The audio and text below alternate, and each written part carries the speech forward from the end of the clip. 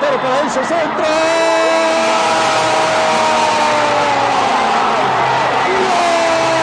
দুই নাম্বারই করে আর্জেন্টিনার জয়। শেষ 13 মিনিটে মেসিরা দিয়েছে 3 গোল, আর এই 3 গোলের সময় এ কেমন অবস্থা ধারাভাষ্যকারের। প্রিয় দর্শক, বিশ্বকাপের কোয়ার্টার ফাইনালে ওঠার লড়াইয়ে মিশরের বিপক্ষে খেলতে নেমেছিল আর্জেন্টিনা, আর এই ম্যাচে 78 মিনিট পর্যন্ত আর্জেন্টিনা 2-0 গোলে পিছিয়ে ছিল।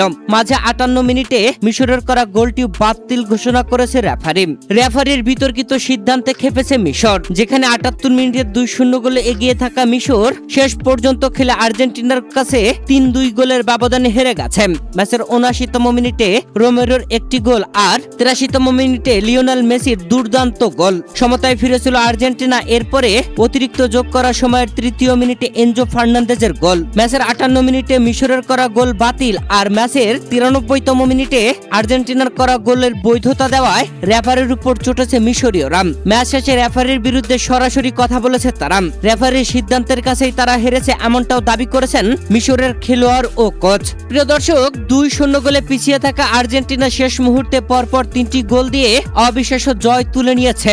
আর এই গোলগুলো করার মুহূর্তে কমেন্ট্রি বক্সে থাকা আর্জেন্টাইন কমেন্টর জেরাল্ড পাবলো চিল্লিয়ে চিল্লিয়ে গলা ফাটিয়েছেন, উল্লাসে মেতেছেন, কান্না করেছেন। কথা বলার ভাষায় যেন হারিয়ে ফেলেছিলেন মেসির করা আর্জেন্টিনার হয়ে দ্বিতীয় গোলটি দেখে।